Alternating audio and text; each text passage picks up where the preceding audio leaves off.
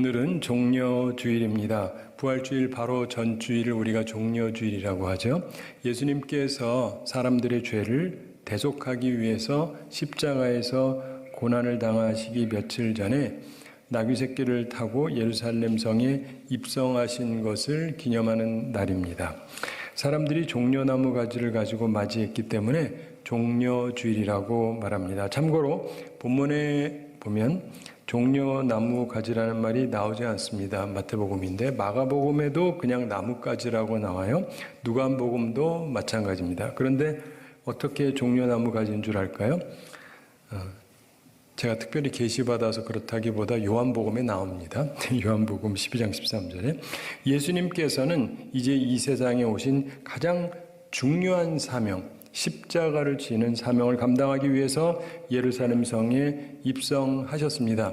예수님의 5대 사역이 있어요. 좀 잘 모르시는 것 같아요. 일단 오신 게 첫째, 둘째가 십자가에 달리신 것, 셋째가 부활하신 것, 넷째가 승천하신 것, 다섯 번째가 재림하시는 거예요. 이게 우리 사도신경에 보면 그 5가지가 쭉 나와요. 근데 그렇기 때문에 주님이 하셔야 될 중요한 일을 하러 오셨습니다. 우리는 예수님의 마지막 십자가 사역에서 3가지 중요한 점을 보게 됩니다. 십자가 사역의 첫 의미가 뭐냐? 하나님의 계획이라는 점입니다. 누구의 계획이요? 하나님의 계획. 그렇습니다. 예수님께서 십자가를 지은 것은 사람의 뜻, 사람의 계획이 아니라 하나님의 뜻, 하나님의 계획이었습니다. 물론 예수님께서 하나님 아버지와 함께 계획하신 것입니다. 예수님은 보통 의롭게 여겨지는 요셉이라든가 욥 이런 사람하고는 근본적으로 다른 분이셨습니다. 요셉 같은 경우 좋은 꿈 꿨죠. 그러나 그 앞길에 고난이 있다는 것은 알지를 못했습니다. 욥과 같은 경우도 하나님을 잘 섬겼습니다. 그러나 고난이 자신의 삶에 왜 있는지 이해하지를 못했어요. 그러나 예수님은 다릅니다. 예수님은 그 앞에 고난의 길, 십자가의 길이 있다는 것을 분명하게 아셨습니다. 왜 그렇습니까? 예수님은 하나님, 성삼위 하나님 중에 한 분이시기 때문에 그렇습니다. 하나님의 아들이시기 때문인 것입니다. 예수님께서는 세상을 구원하시기 위해서 십자가를 지었습니다. 우리가 져야 할 십자가도 마찬가지입니다. 사람들의 구원을 위해서 희생의 십자가를 져야 하는 것입니다. 그걸 정확히 이해하시기 바랍니다. 십자가 사역의 2번째 의미는 순종입니다. 뭐라고요? 네, 순종. 그렇습니다. 예수님께서 십자가를 지은 것은 하나님의 뜻에 대한 절대 순종입니다. 예수님께서는 자발적으로 순종하셨죠? 억지로 한 게 아닙니다. 여기에 중요한 의미가 담겨 있습니다. 요셉 고난 이겼습니다. 그러나 스스로 선택한 것은 아닙니다. 그러나 주님께서는 스스로 고난을 선택하셨습니다. 순종하셨어요. 사람들은 흔히 편한 길을 찾습니다. 그 생각이 무조건 잘못된 것은 아닙니다. 당연한 거죠. 일반적으로 하나님께서 하나님의 자녀에게 복을 주셔서 형통함을 주십니다. 그러나 주님의 제자가 된다는 것은 하나님의 뜻이라면 자기 십자가를 자발적으로 지는 것을 말합니다. 필요할 때 언제든지 순종하는 자세가 있어야 됩니다. 예수님께서 십자가를 지면 하나님의 뜻에 절대 순종을 보이신 것입니다. 우리가 배워야 하는 것입니다. 교회는 그냥 공동체가 아니에요. 제자들의 모임이죠. 제자가 돼야 돼요. 사람 모이는 공동체 많아요. 종교적 공동체도 많습니다. 그러나 중요한 것은 우리는 주님의 제자가 되어야 되는데 주님의 제자가 된다는 것은 하나님의 뜻이라면 순종을 해야 제자예요. 이걸 기억하셔야 됩니다. 종교개혁자 마틴 루터에게 미코니우스라고 하는 친구가 있었습니다. 그가 루터한테 자네를 위해서 기도하겠네 이렇게 약속을 했습니다. 그리고 실제로 매일 열심히 기도해 줬습니다. 근데 왠지 마음이 편치가 않아요. 그러나 어느 날 그가 특이한 꿈을 꾸게 됐습니다. 꿈속에서 예수님이 나타나셨답니다. 그리고는 예수님께서 나타나셔서 주님의 그 상하신 양손 그리고 양발을 보이시면서 그를 높은 산으로 데리고 가셨습니다. 가보니까 넓은 들이 있습니다. 거기에 양들이 굉장히 많아요. 한 수천 마리 되는 것 같은데 양들이 굉장히 많습니다. 그런데 그 정도 양을 목양하려면 목자가 여럿 있어야 될 것 같은데 목자가 딱 한 명밖에 없더랍니다. 그래서 이상해서 봤더니 그 사람이 누구냐? 바로 마틴 루터였답니다. 근데 예수님께서 또 꿈속에서 미코니우스에게 서쪽을 보라고 그러시더래요. 그래서 서쪽을 봤습니다. 서쪽을 봤더니 이번에는 양이 있는 건 아니고 곡식이 무르익은 큰 들판이 모입니다. 엄청나게 큰 들판인데, 그런데 농부가 쉬지 않고 추수를 하고 있습니다. 근데 여기도 많이 일해야 될 것 같은데 농부가 한 명밖에 없더라는 거예요. 봤더니 그 사람이 다름 아닌 마틴 루터였답니다. 꿈에서 깨어난 미코니우스가 금방 깨달았죠. 회개하고 새로운 각오를 다졌습니다.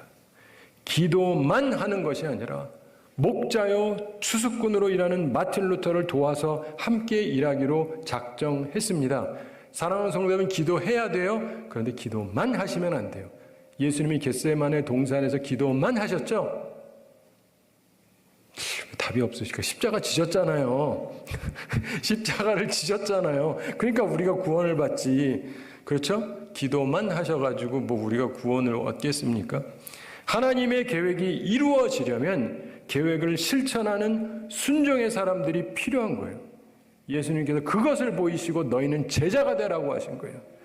예수님의 십자가 사역은 순종을 뜻합니다. 우리도 순종을 통해서 하나님의 일을 이루는 사람들이 되기를 바랍니다. 십자가 사역의 세 번째 의미는 하나님 계획의 완성입니다. 뭐라고요? 하나님 계획의 완성. 그렇습니다.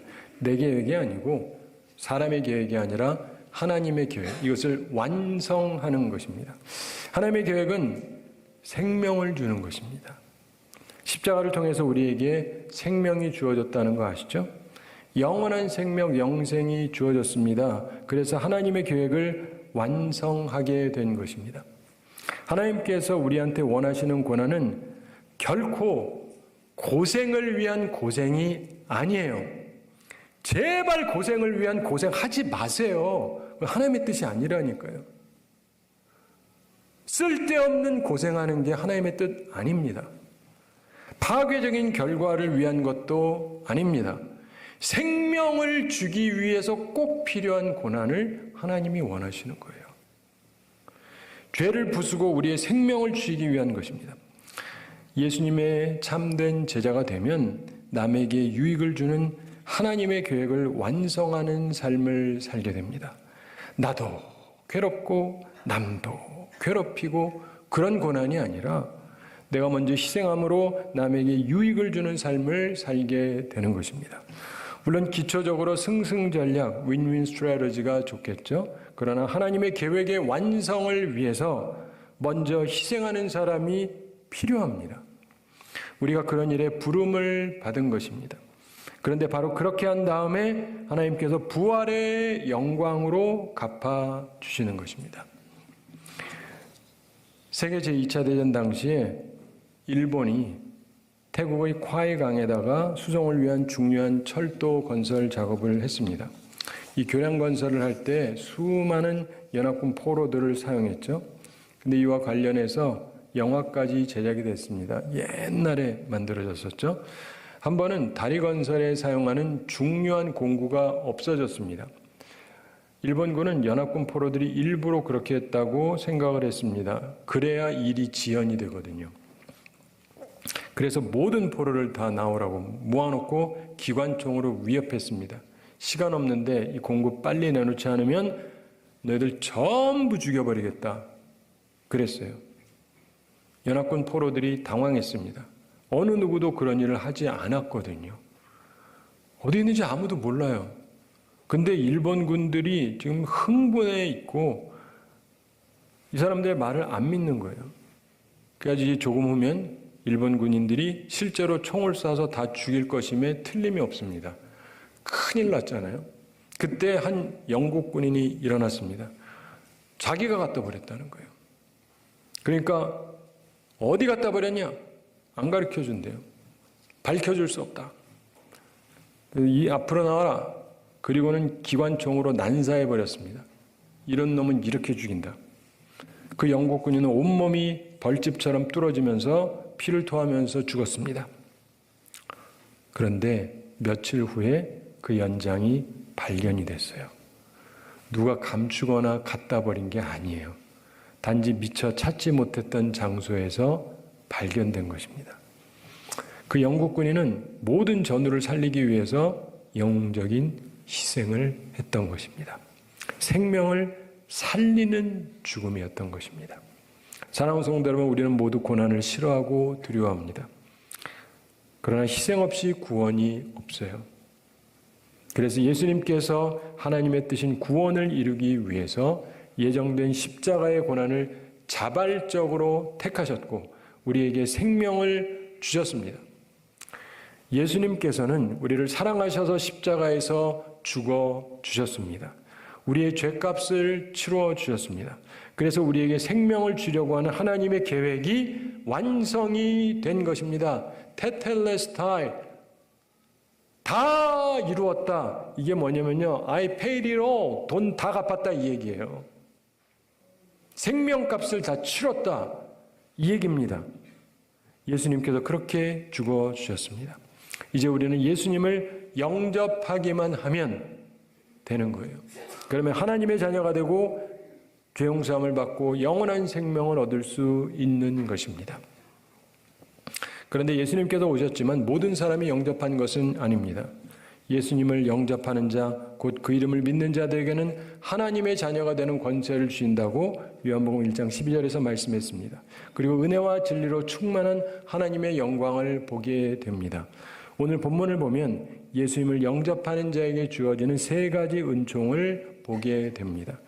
우리도 주님을 오늘 마음에 영접함으로 이 세 가지 은총을 체험하게 되기를 바랍니다. 예수님을 영접하는 자에게 주어지는 첫 은총은 기쁨이에요. 뭐라고요? 기쁨. 예수님을 영접하면 기쁨이 생겨요. 본문을 보면 예수님을 영접하던 사람들의 큰 기쁨이 함께했습니다. 나귀를 타고 입성하신 것은 주님의 계획의 극적인 표현입니다. 예수님은 평화의 왕이라는 걸 상징합니다. 평상시에 말을 나귀 안 타셨어요. 근데 이때는 또 타셨습니다. 왕이라는 걸 상징하느라고. 그리고 예수님 당시의 왕들은 전쟁할 때에는 말을 탔습니다. 그리고 평화 시에는 나귀를 탔어요. 그래서 예수님께서는 내가 왕이다. 그러나 전쟁을 위한 왕이 아니고 평화의 왕이다. 이걸 표현하려고 하셨던 것입니다.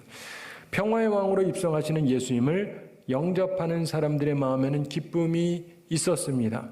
사람들의 기쁨은 여러 가지로 표현이 됩니다. 본문 6절, 7절에 보시면 제자들이 가서 예수께서 명하신 대로 하여 나귀와 나귀 새끼를 끌고 와서 자기들의 겉옷을 그 위에 얹음에 예수께서 그 위에 타시니 이렇게 말씀하죠. 그 다음 본문 8절 함께 읽어보겠습니다.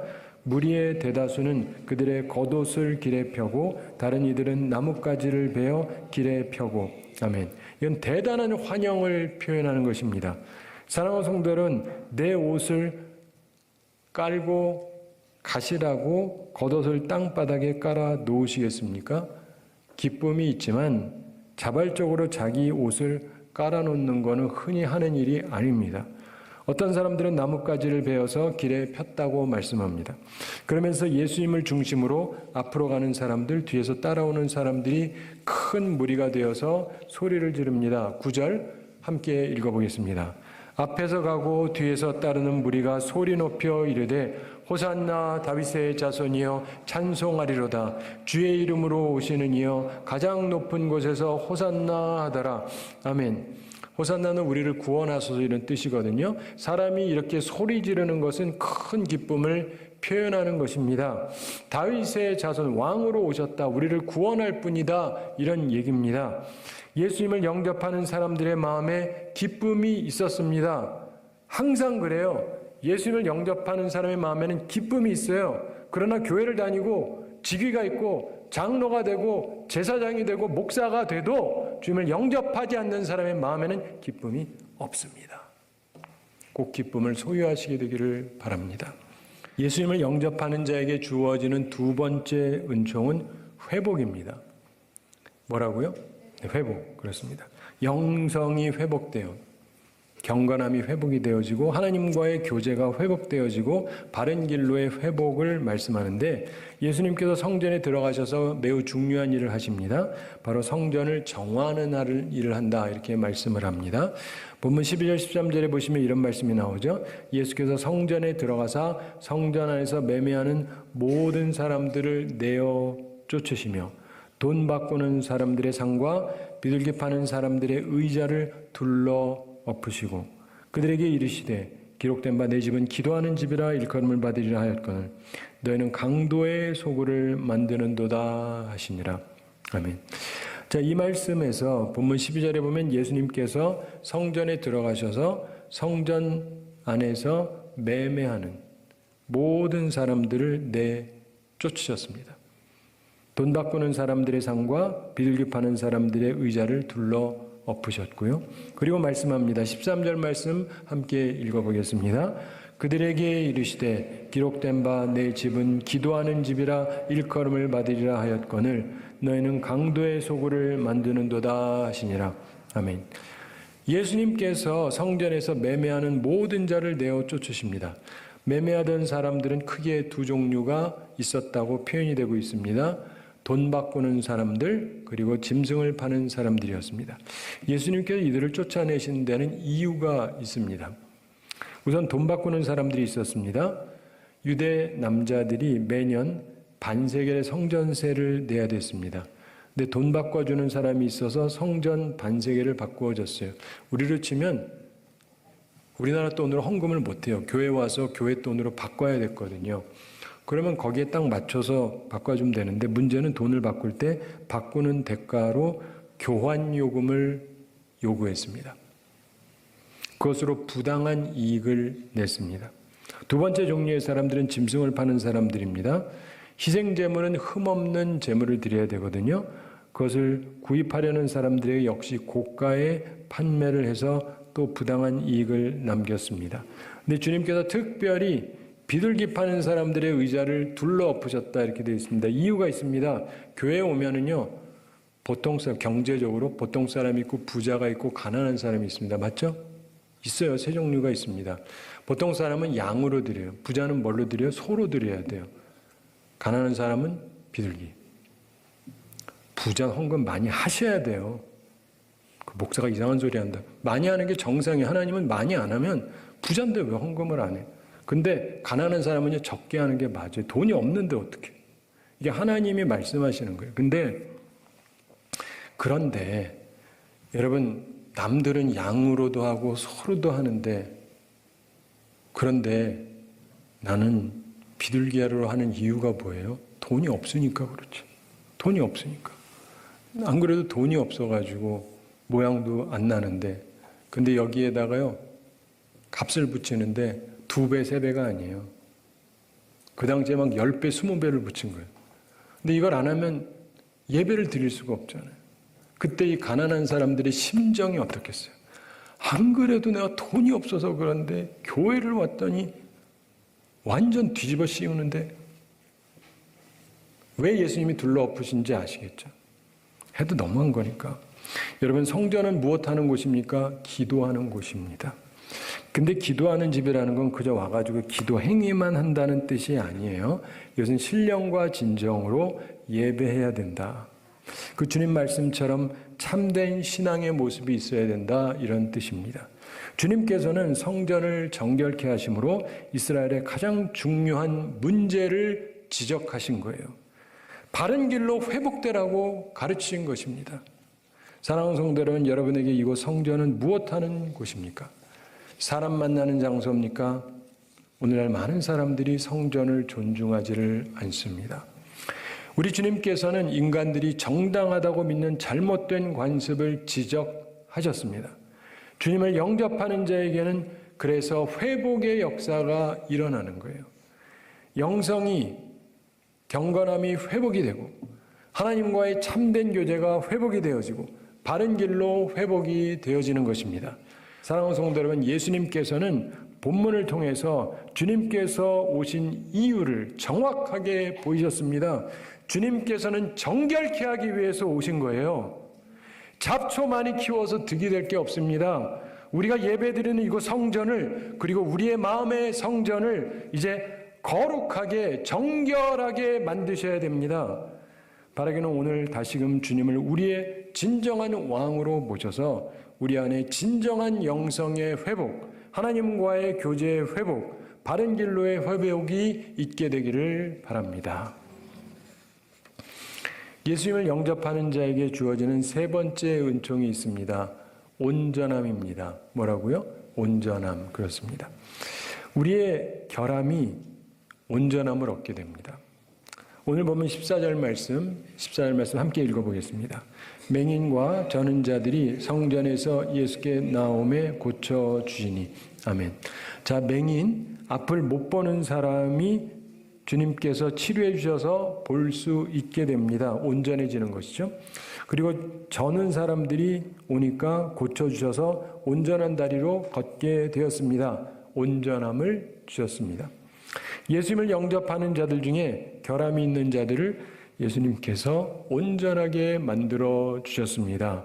고쳐 주셨다는 것은 이제 다른 사람처럼 온전해지는 것을 말합니다. 이 온전해지는 것은 여기서 끝나는 것이 아닙니다. 잘 아시는 대로 예수님께서 십자가를 지셨습니다. 왜 지셨습니까? 우리의 죄를 씻어서 우리를 온전케 하기 위해서 그렇게 하신 것입니다. 우리 몸의 결함도 문제지만 정말 큰 문제는 바로 우리 속에 있는 결함입니다. 우리에게는 죄가 있습니다. 사람은 선에 관해서 자유롭지를 못합니다. 무슨 말이냐? 항상 선하게 살아야지 이렇게 결심을 해도 3일 가기가 힘들어요. 그게 생각보다 쉽지가 않습니다. 왜 그런지 아세요? 우리가 죄의 종이기 때문에 그렇습니다. 죄가 우리 영혼을 감염시켜서 우리는 결코 죄에서 자유롭지를 못해요. 따라서 사람은 영원히 죽을 수밖에 없습니다. 그러나 누구든지 예수 그리스도를 영접하면 주님께서 우리를 온전케 해 주십니다. 요한일서 1장 9절에서 만일 우리가 우리 죄를 자백하면 그는 미쁘시고 의로우사 우리 죄를 사하시며 우리를 모든 불의에서 깨끗하게 하실 것이요 이렇게 말씀하죠. 우리가 우리의 죄를 고백을 해야 돼요. 그러면 주님께서 깨끗게 하십니다. 그리고 요한일서 2장 1절 후반과 2절에서도 만일 누가 죄를 범하여도 아버지 앞에서 우리에게 대언자가 있으니 곧 의로우신 예수 그리스도시라. 그는 우리 죄를 위한 화목 제물이니 우리만 위할 뿐 아니요 온 세상의 죄를 위하심이라. 이렇게 말씀합니다. 누구든지 죄를 자백하고 예수님을 믿고 영접하면 온전함을 얻게 됩니다. 우리 모두 그런 사람들이 되기를 바랍니다. 오래전에 핀란드에 한 왕이 있었답니다. 나라를 잘 다스렸고 백성들도 행복하게 잘 살았답니다. 그런데 이분에게 한 가지 고민이 있었습니다. 그에게는 자기 뒤를 이을 왕자가 없어요. 아들이 없었습니다. 근데 공주는 있는데 그래서 좋은 신랑을 뽑아서 왕의 대를 잇게 하려고 왕의 사윗감을 전국적으로 구했습니다. 그때 수천 명의 젊은이들이 몰려왔습니다. 시험은 두 가지로 봤습니다. 첫 시험은 무예 시험이었습니다. 말타기, 활쏘기 이런 거 하면서 가장 탁월한 20명 정도의 건장한 젊은이를 선정했습니다. 두 번째 시험은 왕이 될 사람이니까 지혜가 있어야 된다. 그래서 지혜에 대한 시험을 했습니다. 왕이 좀 특이한 문제를 냈습니다. 높은 하늘과 땅을 이어주고 이웃과 이웃을 연결하는 나무를 구해오너라. 기간은 100일을 주겠다. 그랬습니다. 20명의 젊은이들이 제각기 길을 떠났습니다. 그 중에 존 페로라고 하는 청년이 있었는데 이 청년은 수녀원에서 고아로 자랐습니다. 비록 고아였지만 믿음으로 온전하게 자란 청년이었다 그럽니다. 그도 다른 청년들처럼 가장 큰 나무를 구하려고 했는데 찾지를 못했습니다. 그래서 그가 기도하기로 작정했습니다. 그리고 하나님의 도움을 요청하기로 작정을 하고 그리고 하나님의 전에 들어와서 기도했습니다. 지혜의 시험을 치르고 있는데 정말 현명한 왕이 되어서 자기처럼 불쌍하고 버림받은 자들을 위해서 선한 일을 할 수 있게 해달라 이렇게 기도를 했습니다. 오랜 시간 기도했습니다. 근데 아무것도 떠오르는 게 없어요. 어쨌든 일어나서 이제 나갔습니다. 나가려고 하는데 밖으로 걸어 나오다가 갑자기 섬광같이 스치는 생각이 있었습니다. 그래서 뒤를 탁 돌아봤어요. 여러분이 지금 나가려다가 지금 앞을 보듯이. 근데 뭐가 있었어요. 뭐냐? 나무 십자가가 보이더라는 거예요. 그러면서 바로 이거다. 바로 나무 십자가가 하늘과 땅을 잇고 이웃과 이웃을 연결하는 나무다. 그래서 그 답을 했고 이 지혜의 시험에 합격을 했습니다. 그래서 공주하고 결혼하고 이후에 왕이 되어서 나라를 잘 다스리는 훌륭한 왕이 되었다고 합니다. 그래서 자신도 행복하고 백성도 행복하게 만들어 주었다고 합니다. 사랑하는 성도 여러분, 십자가를 바라보십시오. 그리고 예수님을 영접하십시오. 저건 쓸데없는 고난을 얘기하는 게 아니에요. 생명을 살리기 위한 고난을 얘기하는 거예요. 그래서 하나님께서 주시는 놀라운 은총을 체험하며 살아가는 우리 모두가 되기를 우리 주님의 이름으로 축원합니다.